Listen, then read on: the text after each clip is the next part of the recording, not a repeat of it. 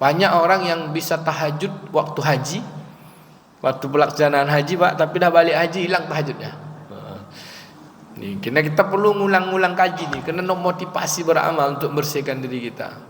Kami bawa jemaah beberapa kali lah. Kalau di Madinah itu tak mau tinggal arba'in, tak mau tinggal solat tahajud. Tertinggal satu aja solat arba'in itu mengamuk-ngamuk jemaah Pak. Ngamuk-ngamuk jemaah. Ini tak pantas nih kalau ketua kloter pembimbing ibadah macam-macam lah marah dia. Kalau tahajud berangkat ke Masjidil Haram itu jam 2 dah berangkat dah menunggu bus salawat keluar.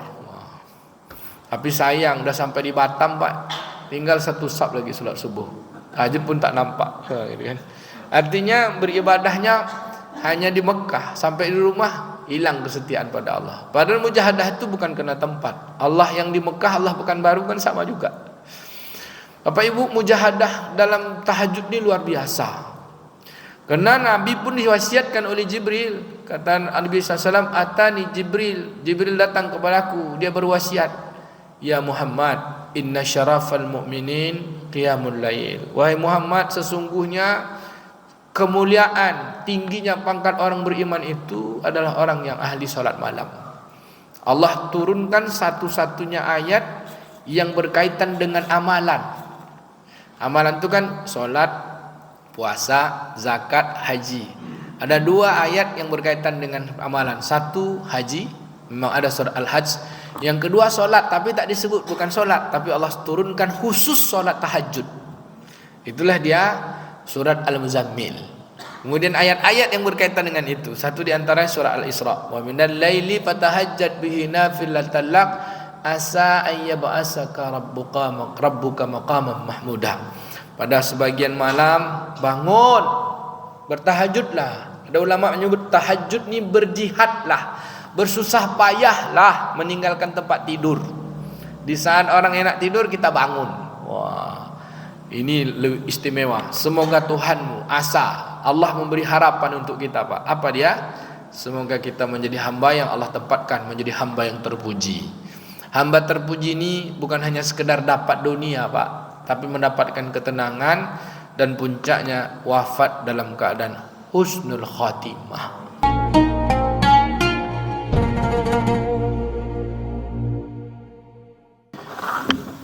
A'udzu billahi minasyaitonir rajim. Bismillahirrahmanirrahim. Assalamualaikum warahmatullahi wabarakatuh. Apa kabar Bapak Ibu, Abang, Kakak, semua sehat? Alhamdulillah. Sudah makan malam? Belum. Sama. Alhamdulillahirabbil alamin. Nahmaduhu wa nasta'inuhu wa nastaghfiruh wa na'udzu billahi min sururi anfusina wa min sayyiati a'malina. May yahdihillahu fala mudilla lahu wa may yudlilhu fala hadiyalah. Asyhadu an la ilaha illallah wahdahu la syarika lah wa asyhadu anna Muhammadan abduhu wa rasuluhu la nabiyya ba'dah. Allahumma salli wa sallim ala sayyidina wa nabiyina Muhammadin wa ala alihi wa sahbihi ajma'in wa man tabi'ahum bi ihsanin ila yaumil qiyamah. Allahumma bika amsayna wa bika nahya wa bika namut wa ilaikal masir. Amsayna ala fitratil Islam wa kalimatil ikhlas wa ala dini nabina Muhammadin sallallahu alaihi wasallam wa ala millati abina Ibrahim hanifa ma kana minal musyrikin. Na'udzu bi kalimatillahi tammati min syarri ma khalaq. Bismillahilladzi la yadurru ma'a ismihi syai'un fil ardi wa la fis sama' wa huwas samiul alim. Amin ya rabbal alamin. Yang saya muliakan para alim ulama, cerdik pandai, pemuka masyarakat, pengurus masjid, Pak Imam, orang-orang tua kami, ayah, bunda, abang, kakak, adik-adik, seluruh yang hadir. Yang besar tak dapat saya himbau gelar. Nama-nama ayah, bunda, abang, kakak, adik-adik seluruhnya pun tak dapat saya sapa satu persatu. Mohon maaf. Semoga Allah Subhanahu wa taala senantiasa memberikan keberkahannya, senantiasa memberikan rahmat dalam setiap urusan, senantiasa pula memaafkan dan mengampuni salah dan silap kita, dan insyaallah hajat dan doa kita senantiasa Allah kabulkan. Dan kita berharap di tahun baru ini sudah masuk malam ke-6 hari bulan Muharram 1447 Hijriah. Mudah-mudahan semua yang baru dalam rangka mendekatkan diri pada Allah bertambah hebat. Kita berharap doa-doa kita, hajat-hajat kita dikabulkan oleh Allah Subhanahu wa taala. Amin ya rabbal alamin. Bapak Ibu hadirin yang dimuliakan Allah, malam hari ini kita lanjutkan bab-bab kajian kita tentang hal-hal yang berkaitan dengan tazkiyatun nafs. Malam hari ini masuk pada bab qanaah. Pada bulan yang lalu kita membahas tentang mujahadah. Kemarin kita ulangi sedikit aja. Mujahadah itu bersungguh-sungguh mengharapkan mendapatkan kita untuk dapat ke jalan Allah. Bersungguh-sungguh untuk dapatkan Allah. Bermujahadah di jalan Allah itu hadiahnya adalah surga. Bahkan Allah Subhanahu wa taala langsung membersamai orang-orang yang bermujahadah. Kemarin kita bahas ada 4 amalan bermujahadah. Jihad melawan diri sendiri. Karena jihad itu bukan hanya sekedar berperang. Kalau berperang mungkin betapa banyak orang yang bisa berperang, tapi berperang melawan diri sendiri itu berat. Kata Nabi, raja'na min jihadil asghar ila jihadil akbar. Kita baru pulang dari jihad yang kecil kepada jihad yang besar. Padahal ketika itu Nabi dan para sahabat baru pulang perang Badar. Perang yang sangat besar dalam keadaan berpuasa, 300 orang melawan 1000 orang lebih. Lalu sahabat bertanya, "Ma hiya jihadil asghar? Ma hiya jihadil akbar ya Rasulullah?" Apa itu jihad yang besar? Kata Nabi, jihadil akbar jihadun nafs.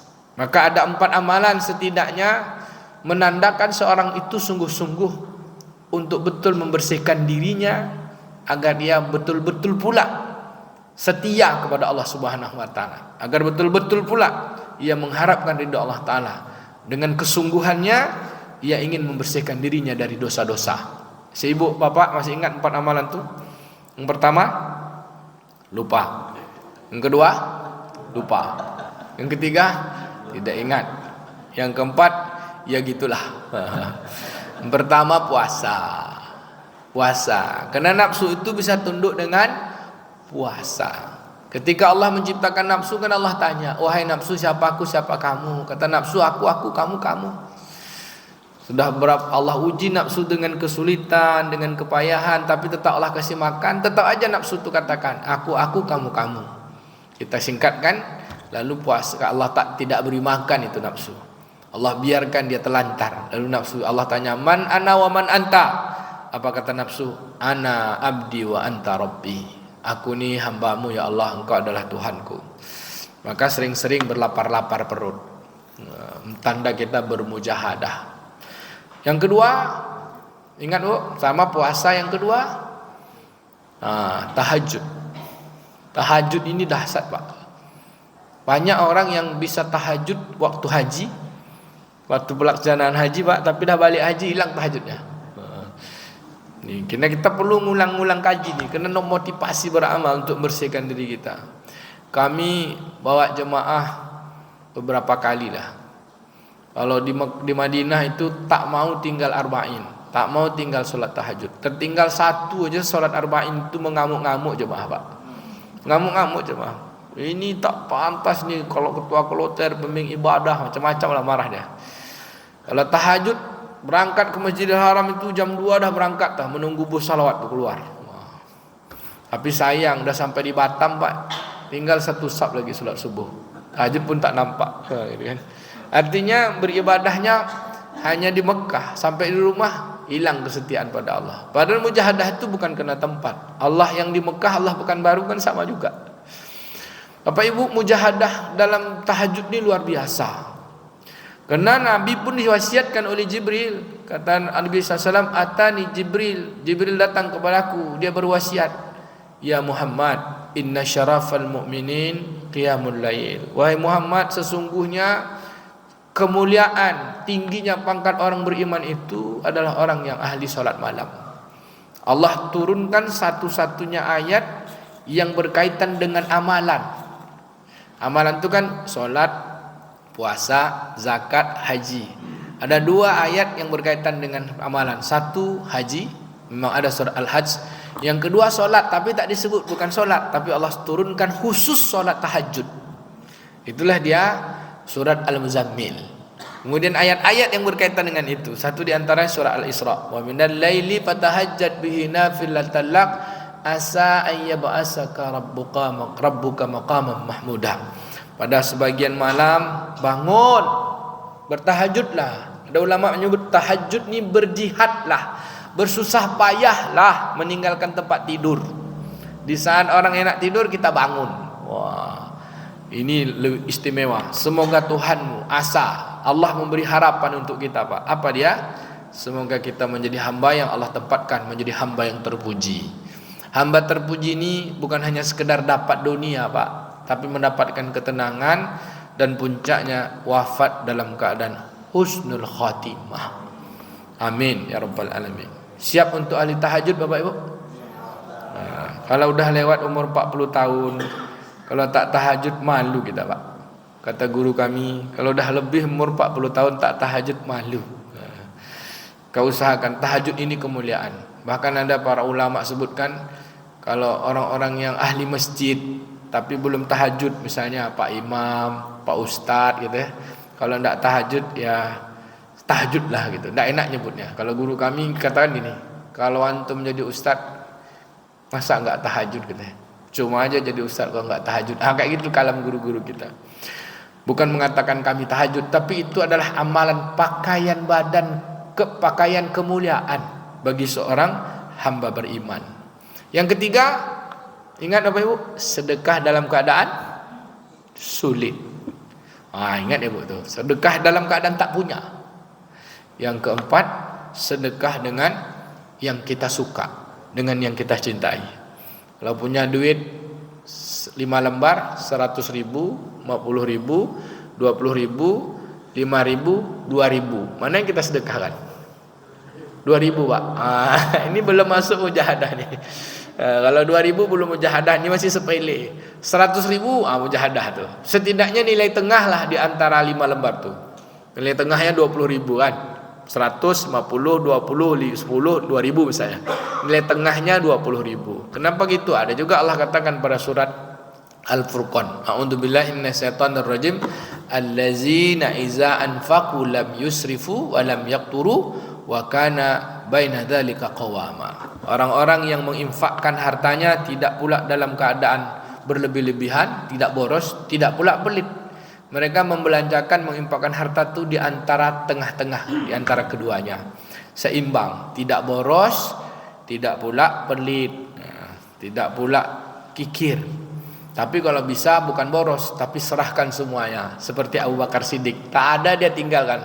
Hanya batu-batu dia tinggalkan. Ditanya, apa yang kau tinggalkan di rumah? Kata Nabi, yang kutinggalkan cuma Allah dan Rasulnya. Datang malaikat Jibril berpakaian yang sama dengan pakaian Abu Bakar ketika perang Badar.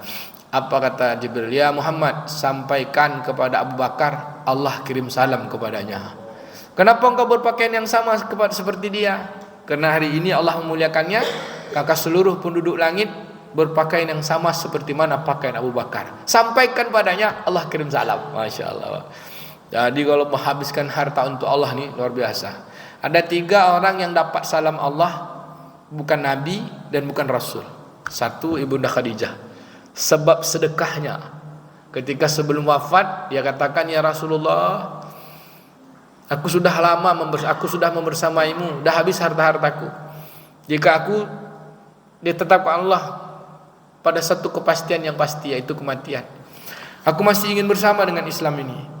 Tolonglah katanya, kalau aku telah wafat, minimal tolong jadikan tulang-tulangku untuk jadi jembatan, supaya aku masih bisa ikut dakwah, supaya bisa memperjuangkan Islam. Karena harta dah habis dah. Datang Jibril. Apa kata Jibril? Ya Rasulullah, sampaikan kepada Khadijah, Allah kirim salam. Yang kedua Abu Bakar ketika perang Badar. Yang ketiga Sayyidina Ali, ketika dia tak punya apa-apa dalam keadaan lapar, dia bisa bersedekah dalam keadaan laparnya dengan makanan yang harus dia makan, tapi dia sedekahkan kepada orang miskin. Lalu dia nangis pada Allah Ta'ala. Kata istrinya, kenapa undang nangis wahai suamiku? Apakah karena tak ada yang mau kita makan? bukan yang kutangiskan itu kenapa orang miskin itu lebih dahulu melaporkan kesusahannya ketimbang kita tahu tentang kesusahannya. Jadi yang ditangisnya itu Pak, kenapa dia melaporkan kemiskinannya duluan? Kenapa enggak kita lebih tahu dulu gitu? Itu yang ditangiskannya. Maka ketika itulah itu Allah turunkan surat Al-Insan ayat 12 itu. Wa yut'imuna at'ama ala hubbihi miskina wa yatima wa asira. Mereka memberi makan dengan makanan yang mereka cintai, mereka perlukan. Makanan yang paling kita cintai itu bukan makanan enak, makanan saat lapar. Walaupun hanya nasi pakai garam, kalau lapar itu paling kita inginkan. Maka di saat lapar tuh bisa dia membagi Pak. Kalau saya saat lapar tuh bagi dua baru. Misalnya Pak Amir lapar kan, apa Ustaz bagi dua lah yuk, paling gitu Pak. Tapi kalau kasih semuanya belum bisa. Akhirnya Allah berikan karomah kemuliaan pada Sayyidina Ali. Apa ketika itu? Allah cukupkan makanan untuk orang-orang Madinah dengan Allah keluarkan gandum dari mesin gandum sebanyak-banyaknya. Sampai Sayyidina Ali pun bingung datangnya dari mana. Dia buka mesin penutup gandum, tiba-tiba gandum berhenti keluar. Apa kata Sayyidina Abbas? Kalaulah Sayyidina Ali ketika itu tidak buka mesin penutup gandum, aku percaya gandum itu akan mengalir terus sampai hari kiamat seperti air Zam-Zam mengalir di depan Ka'bah. Hanya 3 manusia biasa ini, tapi dia istimewa, yang dapat salamnya Allah. Sampaikan kepada Ali, Allah kirim salam kepadanya. Masya Allah. Bapak ibu mau dapat salam Allah, maka bermujahadahlah. Ambillah satu di antara 4 amalan istimewa ini. 1 puasa, 2 tahajud, sedekah dalam keadaan sulit, sedekah dengan apa yang kita cintai. Semoga kita menjadi bagian orang-orang yang bermujahadah. Sekarang masuk kita bab qanaah. Apa itu qanaah? Qanaah ini diambil dari kata ghina. Dalam bahasa lain juga dia diambil dari kata qanaah itu sendiri. Qanaah berarti merasa cukup. Merasa cukup itu bukan masa bodoh Pak. Tidak ngoyo. Apa tidak ngoyo itu? Ngoyo itu bahasa Jawa ya Pak. Apa tuh Bang Ade? Tidak ngotot. Tidak memaksakan sesuatu kalau tak mampu. Mampunya segini yang ada ya syukuri apa yang ada. Menerima keadaan yang ada saat ini tanpa harus memaksakan diri untuk mendapatkan sesuatu dengan cara yang tak pantas. Jadi qanaah itu Pak, kalau di sini disebutkan dalam kitab, ia adalah sikap menerima dengan cukup pemberian Allah, maupun sedikit ataupun banyak, tidak rakus. Kalau banyak tidak rakus, kalau sedikit merasa cukup. Dan tidak berlebih-lebihan untuk mendapatkan sesuatu yang belum dimiliki. Imam Al-Ghazali menjelaskan bahwa qanaah merupakan sikap menerima dengan lapang. Menerima dengan lapang terhadap bagian yang telah Allah tetapkan padanya, dan tidak terlalu bergantung kepada apa-apapun selain bergantung kepada Allah. Ini dia. Mudah-mudahan kita sama seperti itu ya. Di dalam Al-Quran Allah Subhanahu Wa Taala berfirman pada surah Al-Baqarah ayat 216. A'udzu billahi minasyaitonir rajim. Bismillahirrahmanirrahim. Apa kata Allah? Wa asa an taquha say'a wa huwa khairul lakum. Wa asa an tuhibbu syai'a wa huwa syarrul lakum. Wallahu ya'lamu wa antum la ta'lamun. Shadaqallahu nazim. Boleh jadi kamu membenci sesuatu, bisa jadi yang kamu benci itu baik. Dan boleh jadi yang kamu sukai itu sesuatu, padahal yang kamu suka itu buruk bagimu. Allah mengetahui apa-apa yang pantas untuk kamu, sedang kamu tak mengetahuinya. Kadang-kadang kan kita gini ya, keinginan kita tidak tercapai. Misalnya Ustadz kita nih lah, cita-citanya mau jadi tentara gitu. Dulu mau jadi tentara saatnya. Enggak ya kan. Belum jadi tentara. Tahu-tahu Pak 5 tahun atau 10 tahun lagi setelah menikah nih, tahu-tahu dia jadi kepala desa di Langkam sana kan. Enggak tahu kita. Ya kan. Setelah 5 tahun jadi kepala desa, lama-lama punya banyak harta. Udah tuh jadi anggota dewan ya Pak. Tak lama jadi anggota dewan, jadi bupati Pelalawan pula dia. Tak sempat lagi dia ke Masjid Al-Munawarah. Tapi cita-cita yang dulu dia sempat kesalkan. Tak lulus jadi tentara. Padahal Allah itu bukan menurut kita baik, tapi Allah tunda kebaikan untuk kita. Rupanya lebih besar daripada itu. Kita merasa yang kita tak dapat tuh kita kecewa. Padahal Allah menundanya, Allah ingin kasih yang lebih besar daripada itu. Apa kata para ulama? Contohnya kita menginginkan mobil, tapi mobilnya belum Allah kasih. Pada saat kita perlu, Allah kasih pesawat langsung. Nah, gitu. Ustaz ingin jadi tentara, pangkatnya cuma bintara. Tahu-tahu Allah tunda 10 tahun, 15 tahun, Ustaz jadi bupati Pulau Lawan. Oh, ya kan? Aminkan aja loh, Ustaz. Oh, ya kan? Tapi syaratnya nikah dulu, Pak. Nikah dulu. Ya. Ini apa Ibu yang dimuliakan Allah SWT, maka merasa cukup saat ini tuh. Kan kita banyak kecewa dengan apa yang kita tak dapat kan? Betul tak? Nah, padahal dari keinginan kita, doa-doa kita, jika kita berdoa kepada Allah Subhanahu wa taala, disebutkan oleh Imam Ibn Rajab Hambali, juga disebutkan oleh Imam Al-Ghazali, banyak ulama yang menyebutkan seluruh doa orang beriman, maaf, ini saya tak mendului Allah, tapi Allah yang mengatakan, ud'uni istajib lakum. Berdoalah, ku kabulkan, kata Allah. Tak pakai kata sambung, Pak. Artinya apa yang kita minta kepada Allah semuanya Allah kabulkan. Cuman cara Allah mengabulkan itu ada cara empat. Dan kita mesti yakin bahwa doa-doa kita Allah akan cukupkan. Rasa yakin dengan apa Allah tetapkan bagi kita, itulah perasaan yang disebut dengan qanaah, menerima. Bapak Ibu, kabul doa itu ada 4. 1, doa itu dikabulkan cash, langsung Pak, saat kita perlu. Saat itu perlu, saat itu dikabulkan. Pernah enggak Pak merasakan doa kayak gitu? Pernah enggak Pak Amir? Pernah ya? Saat kita perlu tuh saat itu berdoa. Ini spesial nih. Biasanya doa-doa orang yang teraniaya. Kata Nabi, hati-hati dengan doa orang-orang teraniaya. Sekalipun dia kafir, kalau dia berdoa dia teraniaya, doanya kabul Pak. Doa orang dalam kesulitan dan kepayahan, doa orang dalam safar, dia tak terhijab antara dirinya dengan Allah. Cash doanya itu. Tapi kalau kita bilang, kok enggak cash doa saya? Itu berarti kita tidak qanaah dengan apa yang kita minta. Yang kedua, Allah mengabulkan doa kita itu saat kita perlu. Kayak tadi, Ustadz mau jadi tentara, ya kan? Saat kita perlu, Allah tunda dulu. Sekarang belum perlu. Misalnya Pak Amir mungkin doanya mau punya, kalau dikasih Fortuner sekarang 6, mungkin Pak Amir mau kan? Saya mau juga punya Fortuner 5 buah Pak, 5 unit Fortuner. Tapi Allah tahu kita nggak akan bisa, nggak sanggup. Ngapa? Untuk satu Fortuner pajaknya 7 juta, kali 6 42 juta, dikasih langsung tak ada bayar pajaknya. Kita secara nafsu mau Pak, ya kan? Tapi Allah yakin kita belum sanggup. Gitu. Kasih aja lah dulu Avanza, ya kan? Innova 1 aja jadilah dulu kan. Secara nafsu kita ingin berlebihan, padahal menurut Allah kita belum cukup sanggup untuk seperti itu. Yang kedua, Allah ganti doa kita itu dengan yang lebih baik. Itu tadi, maunya jadi tentara, tahu-tahu jadi kepala desa, tahu-tahu jadi bupati, ya kan? Bukan tahu-tahu, sebenarnya Allah sudah tetapkan. Cuman kita kadang-kadang buruk sangka dengan Allah.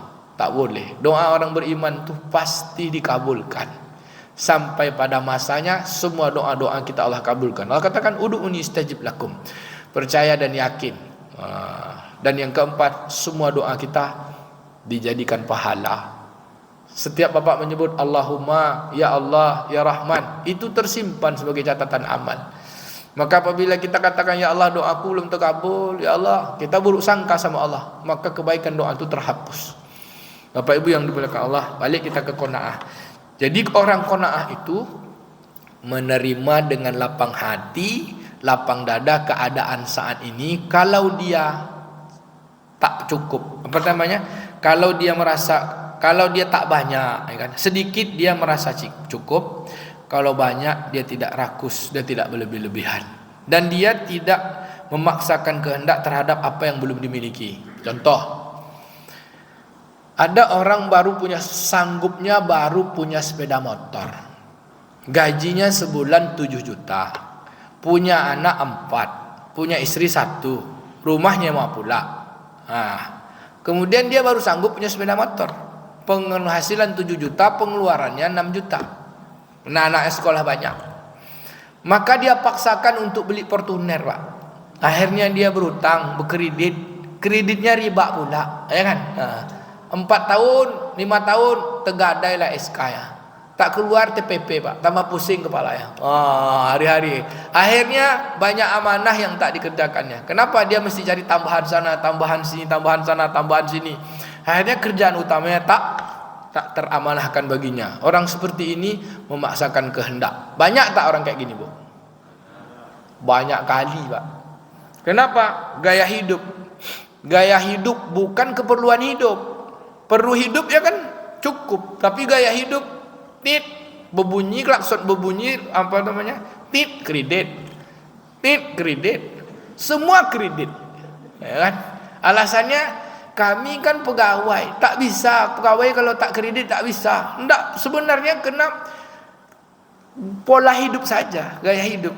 Pegawai dengan cara, kenapa dia bisa kredit, kenapa dia tak nabung, ya kan gitu. Beli mobil 15 tahun kreditnya, setelah 15 tahun lunas, kemudian full gajinya, mobil pun sudah buruk, dijualnya tidaklah lagi harganya patut. Kenapa tak 15 tahun itu aja dia nabung, kemudian dengan 15 tahun itu dia dapat beli mobil baru cash dengan harga separuh dari yang dia kredit. Kalau dia beli mobil 200 juta, dia kredit 10 tahun, maka dia terbayar 400 juta. Kalau dia menabung 10 tahun, maka dia dapat uang 400 juta, dia beli cash 200 juta, di tahun itu dia dapat yang baru, dia punya lagi duit 200 juta. Cuman gara-gara gaya hidup, akhirnya dia memaksakan diri. Bapak Ibu yang dimuliakan Allah, yang seperti ini, jika seseorang tidak memiliki sikap qanaah dalam dirinya, maka ia dirundung kegelisahan, kepayahan, tulul amal, banyak keangan-angan, kesibukan. Semoga Allah tahukan kita dari sifat tulul amal, yang panjang angan-angan dan kegelisahan. Kemudian dari hadis Nabi sallallahu alaihi wasallam, apa kata Nabi? Qad aflahal min aslam wa ruziqa kafafa wa qana'a Allahu bima atahu. Sungguh beruntung orang yang masuk Islam. Qad aflahal man aslama wa ruziqa kafafa wa qana'atullahu bima atahu. Sungguh beruntung orang yang masuk Islam, diberi rezeki yang cukup, dan Allah menjadikan yang qanaah dengan apa yang diberikan kepadanya. Artinya apa? Beruntung betul orang Islam ini dikasih rezeki yang cukup, Allah menjadikannya dia sikap qanaah dengan apa yang diberikannya. Apa cukupnya? Dengan bisa beribadah kepada Allah saja sudah istimewa. Karena tidak ada kemuliaan dari segala kemuliaan yang Allah berikan kepada seorang beriman setelah dia masuk Islam, kecuali ketika ia bisa beribadah kepada Allah. Apa kata Syekh Saleh Al-Maghamiri Pak dalam kajiannya di Masjid Quba? Seseorang yang bangun tidur pagi harinya, lalu dia mengatakan alhamdulillahilladzi ahyana ba'da ma amatana wa ilaihin nusyur. Lalu dia pergi ke kamar mandi, lalu dia berwuduk, dia gosok gigi, dia berwuduk, lalu dia salat tahajud, lalu dia salat witir, lalu dia salat azan subuh, lalu dia salat sunat fajar, lalu dia salat subuh berjamaah. Maka hari itu dialah orang yang paling sempurna kenikmatan yang Allah beri kepadanya. Apa kata Nabi? Raka'atainil fajri khairu minad dunya wa ma fiha. 2 rakaat salat sunat fajar lebih baik daripada dunia dan seisinya. Sungguh kemampuan taufik yang Allah berikan, kekuatan yang Allah berikan kepada kita untuk bisa beramal di pagi hari ketika bangun tidur, itulah paling istimewa. Kenapa? Allah masih izinkan kita untuk mentaatinya. Tidak ada kenikmatan yang paling nikmat kecuali nikmat dalam taat. Itulah menjadi dalam Islam. Mana dia dalilnya? Pada surah Al-Maidah ayat 3. Ketika Rasulullah SAW haji wada, Allah turunkan ayat itu. A'udzubillahi minasyaitonirrajim. Al-yauma akmaltu lakum dinukum wa atmamtu ni'mati wa raditu lakum Islam madinah. Apa artinya Pak Ibu? Al-yauma akmaltu lakum dinakum. Dan pada hari ini disempurnakan. Apa yang sempurna? Akmaltu lakum dinukum. Akmaltu lakum itu maksudnya kepadamu disempurnakan agamamu, cara hidupmu sudah disempurnakan. Wa atmamtu ni'mati, dan sudah tuntas, sudah nikmat Allah paling sempurna. Kalau atmam itu diambil dari kata tamam. Tamam, atmam. Tamam itu sempurna, kalau atmam sudah sangat sempurna. Kamil itu sempurna juga. Kamil itu sudah menyeluruh. Kalau tamam itu udah tidak ada lagi yang paling atas. Apa yang paling atas dari seluruh kenikmatan? Wa atmamtu ni'mati. dan kusempurnakan bagimu nikmatku. Islam menjadi cara hidup kita. Maka mati dalam Islam itulah hidup dengan Islam itu mulia, mati dengan cara Islam itulah mulia. Bisa beramal dengan Islam itulah kemuliaan. Karena mati dalam keadaan kaya tapi tak Islam, mati sia-sia, Pak. Maka Allah katakan wala tamutunna illa wa antum muslimun. Jangan mati kecuali dalam keadaan muslim. Maka di ayat di dalam riwayat ini sebutkan bahwa seseorang masuk Islam lalu dia bisa beramal dengan Islam, dia cukup dengan amal itu saja, itu sudah sangat istimewa. Kenapa? Itulah bentuk kenikmatan yang paling sempurna. Apalagi Allah tambah lagi dengan nikmat-nikmat yang biasa. Dan nikmat-nikmat yang lain tidak, nikmat yang biasa Allah kasih kepada orang-orang kafir sekalipun. Tapi nikmat iman untuk bisa beramal dengan Islam hanya orang-orang yang dekat kepada Allah Subhanahu wa taala. Baik, apa fadilah qanaah? Setidaknya ada 3. 1, hidup tenang dan bahagia, lapang dada, Pak. Orang yang qanaah tidak akan iri terhadap orang lain, tidak akan gelisah terhadap apa-apa yang belum dimilikinya. Ia merasa tenang hatinya. Ya, orang punyalah. Takkan ada satupun yang luput darinya kecuali apa yang Allah tetapkan padanya. Kadang-kadang kan kita gini, kita sama-sama nih, sama-sama sekolah, sama-sama diangkat, sama-sama kerja. Kawan kita nampaknya dia dapat sesuatu yang lebih dari kita. Kita katakan seharusnya yang dapat tuh saya tuh, bukan dia. Seolah-olah kita menolak takdir. Sesuatu yang terjadi itu takkan ada hak orang lain diambil orang lain. Walaupun orang lain itu mengambil hak itu dengan cara yang batil, harusnya kita punya diambil cara yang batil. Sebenarnya Allah mengizinkan hak itu untuk dia, gitu. Dapatkan sesuatu untuk dia. Belum Allah kasihkan untuk kita, bukan Allah mengambil dari kita, enggak. Memang sudah Allah tetapkan. Allah katakan kullu yusibana illa ma kataballahu lana. Katakanlah sesungguhnya sesuatu yang Allah timpakan kepada seorang itu memang sudah Allah catat, sudah Allah tetapkan. Takkan bisa berubah antara rezeki orang lain, takkan pernah tertukar, Pak. Rezeki bapak, rezeki saya, rezeki ibu takkan pernah tertukar. Cuma kadang-kala kan kita bilang, "Onde, itu punya saya tuh." Gitu, Bang Ade. Harusnya yang naik jabatan tuh saya tuh, kan gitu kan. Tidak. Allah Maha Rahman, Maha Pengasih, takkan pernah tertukar dengan apa yang Allah kasih kepada setiap makhluk yang memang sudah menjadi ketetapannya. Yang kedua, orang yang qanaah ini tidak akan punya, dia memiliki sifat jiwa tenang, tidak akan tamak dan tidak hasad kepada orang lain. Tidak rakus. Ya dapat di atas gitu-gitulah. Yang menjadi haknya hak dia, yang hak orang hak orang. Yang menjadi kewajiban dia kerjakan, menjadi apa yang dia terima, dan tidak akan pernah iri kepada orang lain. Dan tidak punya keinginan yang berlebih-lebihan. Kalau dapat sekarang alhamdulillah. Dia punya keinginan tapi tidak berlebih-lebihan. Tapi jangan pula pelit, Pak. Ada orang untuk dirinya aja pelit. Untuk dirinya aja pelit, apalagi orang lain. Nah, ini bukan qanaah nih, Pak. Ini namanya kalau di dalam bahasa Arabnya namanya suh. Suh itu di bawah pelit, Pak. Misalnya dia punya uang 1 hari gajinya 1 juta. 1 hari 1 juta. Tapi dia masih juga makan tempe, makannya masih apalah. Dia menyulitkan dirinya. Harusnya dia bisa naik sepeda motor, dia masih jalan kaki. Harusnya dia bisa beli mobil, dia masih juga lagi jalan kaki. Semua dia simpan, bukan karena tak punya, bukan pula hemat, karena dia pelit dengan dirinya, apalagi dengan orang lain. Ada enggak orang kayak gini, Pak? Ada. Apalagi kalau pas makan, Pak, dia harusnya bisa beli makan, tapi dia cari orang ngajak dia makan. Makan yuk kata dia kan, diajaknya orang makan. Dan selesai makan tuh dia pura-pura cuci tangan. Dia kan ajak orang makan. Makan yuk, pura-pura dia cuci tangan. Lama-lama gitu dia tengok siapa lah yang bayarnya, Yang kayak gini nih, payah berkawan orang kayak gini nih. Kalau dia dapat makanan dia menyerondok, Pak.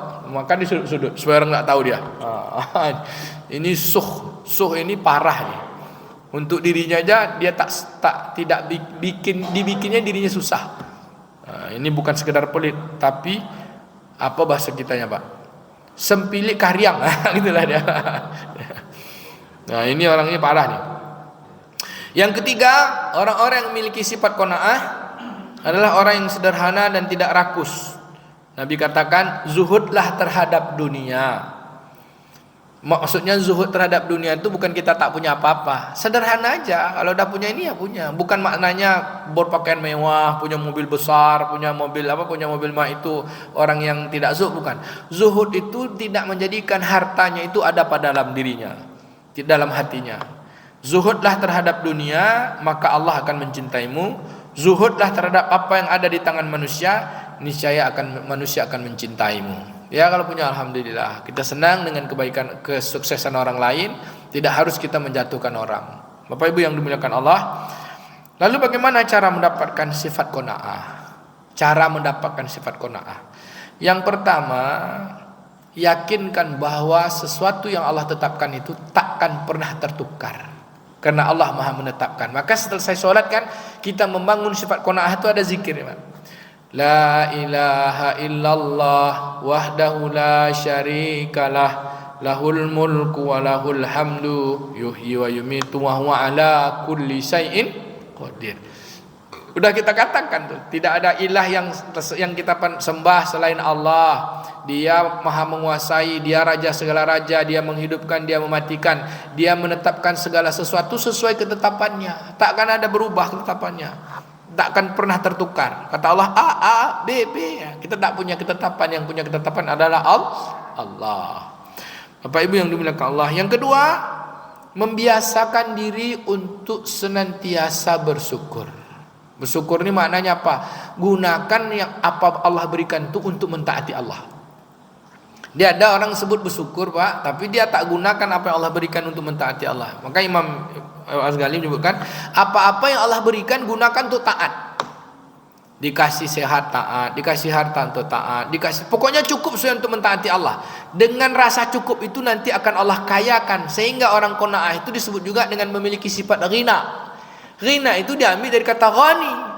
Apa itu? Kaya. Maka orang yang kaya itu orang merasa cukup.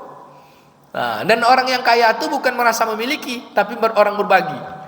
Kan orang kaya dia suka bagi-bagi. Semakin kita bagi, yang punya bukan kita kan, yang punya kan yang memilikinya.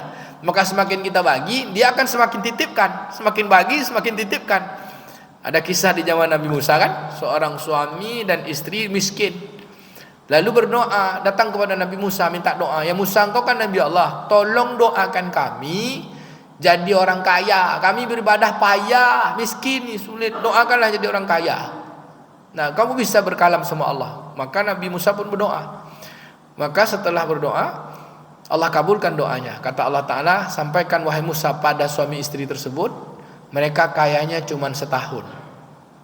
Maka disampaikanlah, doa kalian akan diterima Allah, permintaan kalian, tapi kayanya kalian cuma setahun. Apa kata istri, bang? Kalau setahun kaya kita, apa yang kita buat, bang? Nah, kalau ibu setahun kaya, apa ibu buat, bu?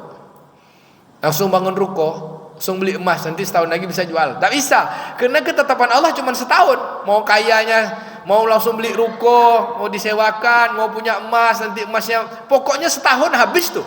Sudah ditetapkan setahun. Apa kata istrinya, bang, kalau setahun cuma kita kaya, inilah kesempatan kita bersedekah. Karena nanti kalau kita miskin, kita nggak bisa sedekah lagi. Woi, sedekah, pak, sedekah. Sampai setahun harta yang bertambah, ada juga miskin. Sampai 2 tahun tidak juga miskin. Datang dia kepada Nabi Musa, ya Musa, ini dah tahun kedua. Kami kata engkau kemarin Allah katakan kami setahun kayaknya cuma setahun. Tapi kok kami tidak miskin-miskin? Nabi Musa doa lagi, ya Allah kenapa? Lalu Allah katakan pada Musa, ya Musa, bagaimana mungkin aku membatasi kepada seorang hambaku yang dia memberi kepada hambaku yang lain tanpa batas? Bagaimana mungkin aku yang maha pemberi membatasi dia? Sedangkan dia tidak pemberi, dia bukan maha pemberi, dia memberikan hamba-hambaku tanpa batas. Masa aku yang maha pemberi membatasi dia? Oh hebat, pak. Bapak Ibu yang dimuliakan Allah. Maka orang qanaah ini, sebenarnya orang qanaah ini kata ulama, kata Imam Ghazali, menolak miskin. Menolak miskin. Tampillah di hadapan manusia seolah-olah kita punya, walaupun kita tiada. Kenapa? Karena Allah Maha ada. Maka dengan doa, apa doanya? Yuk kita baca doa. Allahumma inna nas'aluka huda. Ayo sama-sama. Allahumma inna nas'aluka al-huda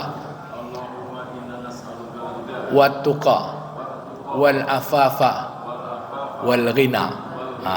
1 2 3.